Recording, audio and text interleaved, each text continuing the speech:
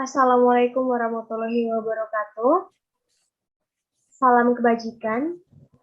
Om Swastiastu, Namo Buddhaya.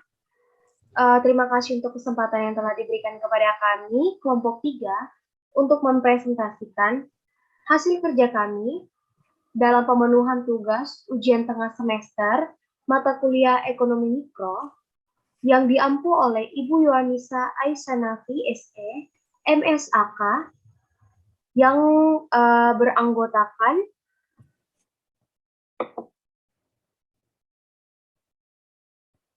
Avandi Satriawan, Devi Aisyah Putri, Indrianti Wulandari, Larissa Doraltina Detan, Maria Emi, Nidayani, Nufi Rosawati, dan Rati. Poin pertama akan langsung dijelaskan oleh Kak Indri.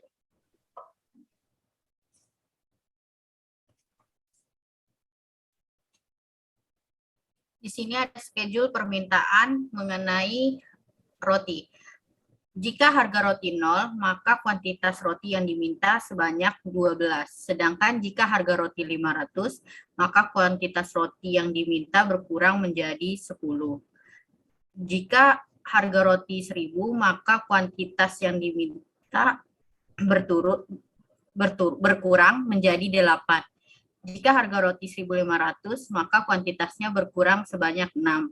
Jika harga roti 2.000, maka kuantitasnya berkurang sebanyak 4. Jika harga roti 2.500, maka kuantitasnya akan berkurang menjadi 2. Jika harga roti 3.000, maka kuantitasnya akan berkurang menjadi 0.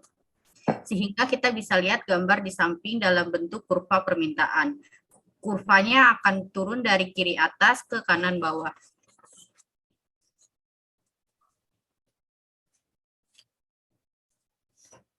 Ya, selanjutnya untuk faktor yang bisa menggeser kurva permintaan, yaitu pendapatan real masyarakat.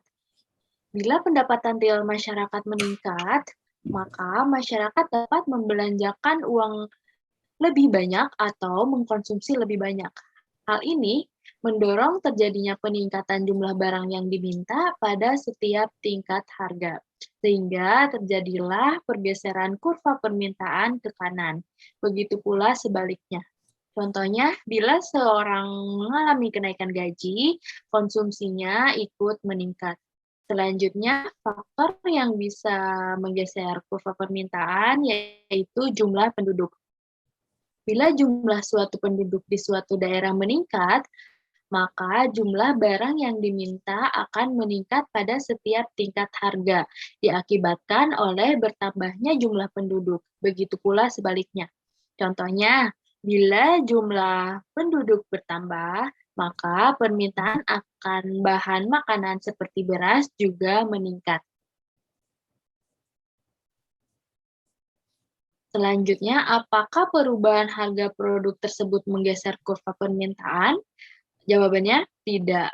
Hal ini karena perubahan harga produk tersebut hanya akan merubah jumlah permintaan barang tersebut di sepanjang garis kurva permintaan atau movement along the demand curve.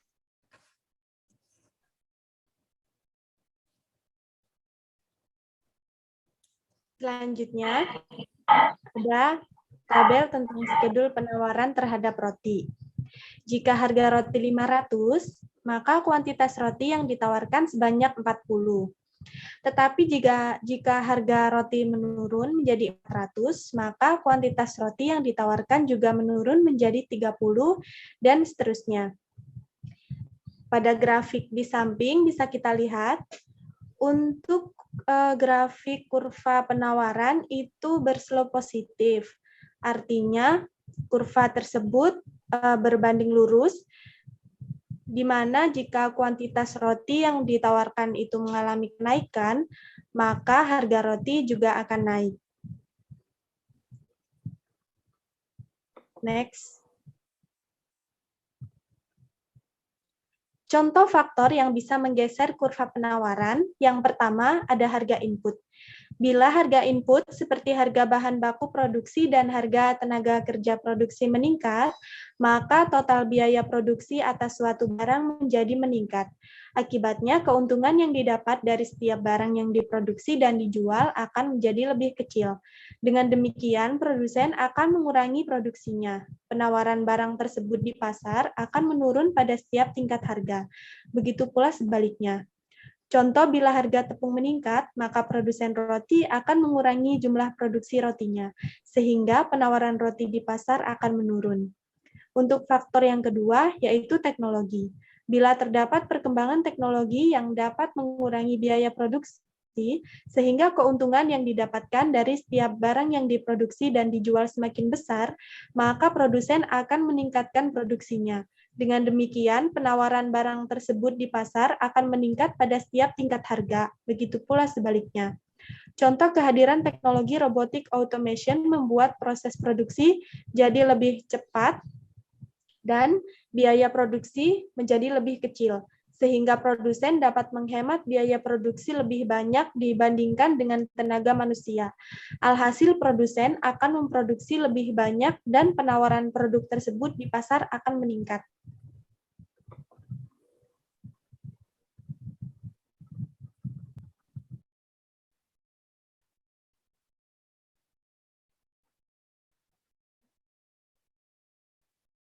Selanjutnya, apakah perubahan harga produk tersebut menggeser kurva penawarannya? Tidak, jawabannya. Hal ini karena perubahan harga produk tersebut hanya akan merubah jumlah penawaran barang tersebut di sepanjang garis kurva penawaran atau movement along the supply curve. Selanjutnya,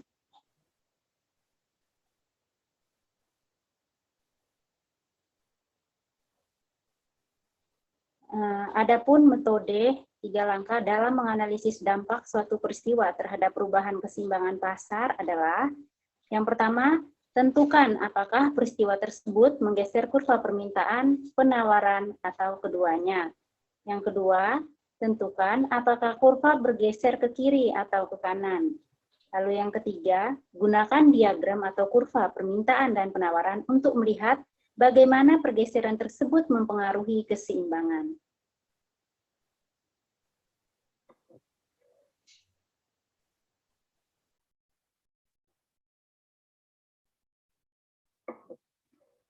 Selanjutnya, ada tentang keseimbangan pasar, di mana di sini ada permisalan,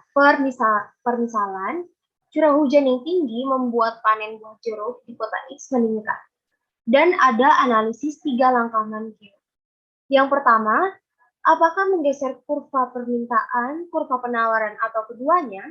Jawabannya, menggeser kurva penawaran. Hal ini karena curah hujan tinggi membuat panen atau penawaran buah jeruk meningkat pada setiap harga.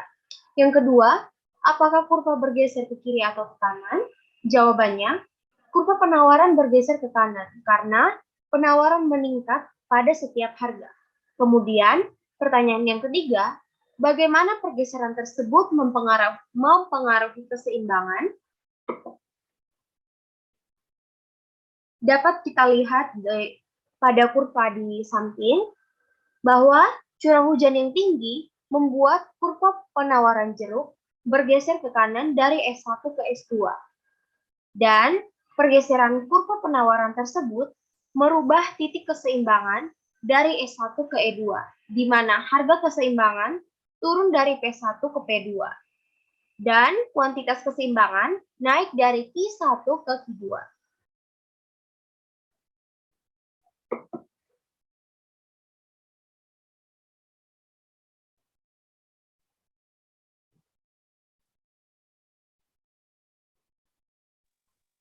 Selanjutnya ada keseimbangan pasar. Asumsinya adalah kepanikan masyarakat untuk melakukan konsumsi masker di masa-masa awal pandemi. Analisis 3 langkah Menkyu. 1. Apakah menggeser kurva permintaan, kurva penawaran, atau keduanya? Jawabannya menggeser kurva permintaan. Hal ini karena kepanikan masyarakat membuat permintaan akan masker meningkat pada setiap harga. Yang kedua, apakah kurva bergeser ke kiri atau ke kanan? Jawabannya, kurva permintaan bergeser ke kanan, karena permintaan meningkat pada setiap harga. Dan yang ketiga, bagaimana pergeseran tersebut mempengaruhi keseimbangan. Next. Ada grafik di samping, yaitu kepanikan masyarakat membuat kurva permintaan masker bergeser ke kanan dari D1 ke D2. Pergeseran kurva permintaan tersebut merubah titik keseimbangan dari E1 ke E2, di mana harga keseimbangan naik dari P1 ke P2 dan kuantitasnya keseimbangan naik dari Q1 ke Q2.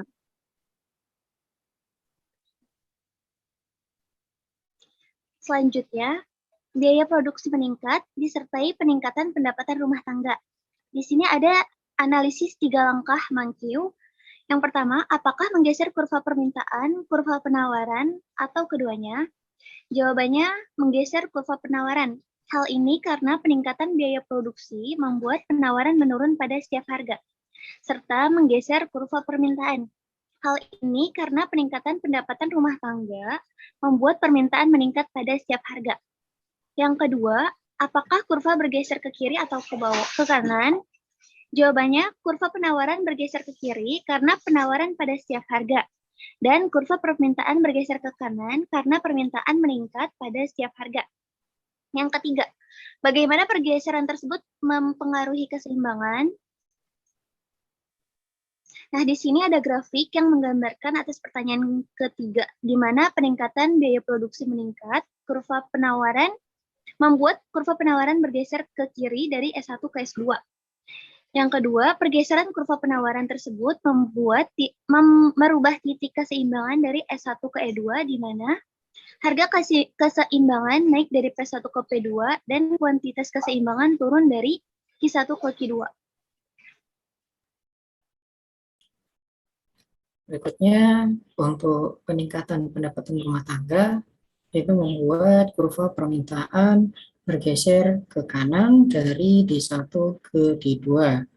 Pergeseran kurva permintaan tersebut merubah titik keseimbangan dari E2 ke E3, di mana harga keseimbangan naik dari P2 ke P3, dan kuantitas keseimbangan juga naik dari Q2 ke Q3. Demikian presentasi dari kelompok kami, kurang lebihnya kami mohon maaf. Wabillahi taufiq wal hidayah. Wassalamualaikum warahmatullahi wabarakatuh. Waalaikumsalam. Waalaikumsalam warahmatullahi wabarakatuh.